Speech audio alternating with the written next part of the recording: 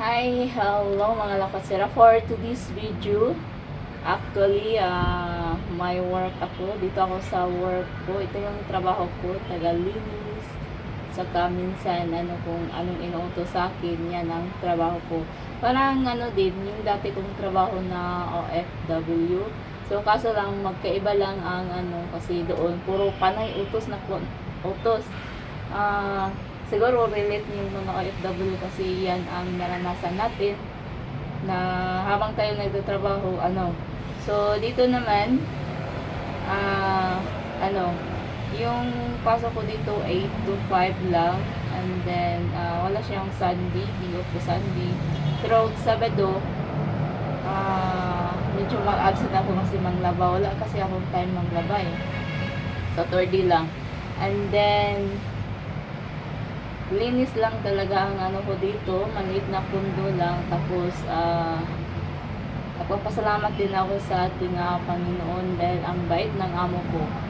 Kasi bait ng naging amo ko noon na nanood pa ako sa Qatar. Kung mabait talaga yung tao sa'yo, magtagal talaga sa'yo. Or magtagal tayo kung mabait yung mga amo natin. Kasi nung 13 years ako dun sa Qatar, and then bakasyon na ako dito, hindi pumayag na yung partner ko, hindi ako nakabalik. Hanggang ngayon daw hinahanap ako ng amo ko, pero sinabi ko dito muna ako sa Pilipinas. So ayun, ito yung bagong trabaho ko, linis lang, alin owian. So maliit lang ng kondo dito, parang isang sala lang, saka isang kwarto, and then maliit na banyo, and then may alaga akong aso. So mabait naman yung aso. So ayun mga lakatsira ang aking trabaho araw-araw. So nung una talaga wala akong trabaho, sa bahay lang lakotsa, nag-vlog. So ngayon opportunity na natin na may pagkikitaan tayo. So, ayan, samahan niyo ako sa ating paglinis dito sa condominium. Dito lang naman sa, I think, Santa Misa. Hindi ko sure kung anong address dito. Basta, sakay ako ng LRT, then baba ako ng Dimapa. And then, lakarin ko lang konti. And then, ang karap sa Santa Misa nakita ko yung SM Santa Misa. So, yan ang trabaho ko ngayon. Parang parang nasa ibang bansa din ako, di ba? Kasi maganda yung bahay, tapos mabait din yung amo ko. Sobrang bait niya. Nagpapasalamat talaga ako kasi lahat na naging nanuhan ko sa mga trabaho ko, mabait talaga. Yung last amo ko, 13 years ako doon, puro mababait sila. Pa sila? Wala silang mga kapatid, ayun, mag-asawa yung amo ko, yung papa niya, and then namatay na. So, yung anak ang sobrang bait nila.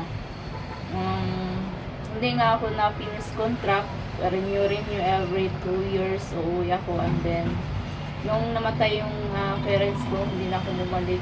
Instead na bakasyon na ako dito, hindi na ako nakabalik dahil hindi na pinayagan ako sa partner ko. Kaya ngayon, dito na ako nagtrabaho. So, sabahan niyo ako lang sa ating paglinis dito sa condominium. Ito yung mukha nila ko sila. Maya sana ako ng mukha ako kasi parang langanin. No choice talaga eh. So, yan. Samahan niyo ako lang sa ating paglinis.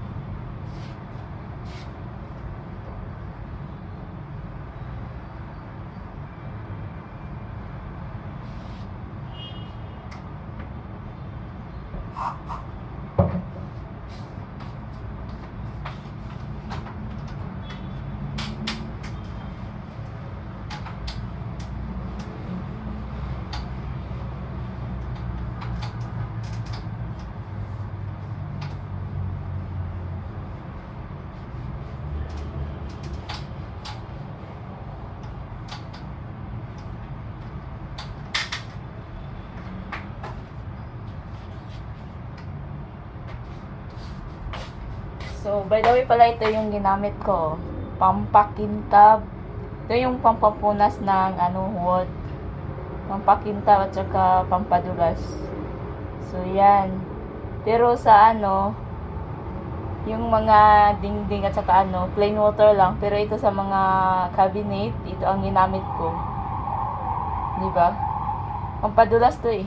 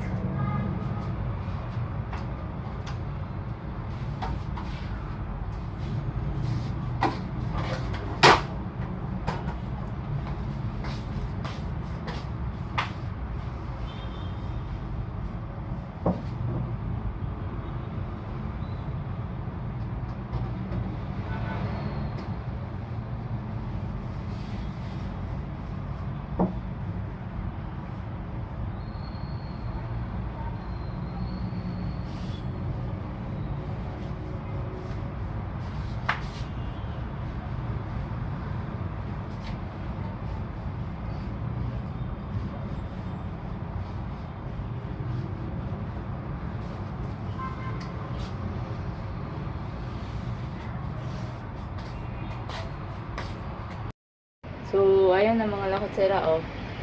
Diba? Kundo tong pinag-anuhan ko. Pinagtrabuan ko. So, araw-araw ako nandito, except Sunday or Saturday. Basta Sunday, wala ako dito.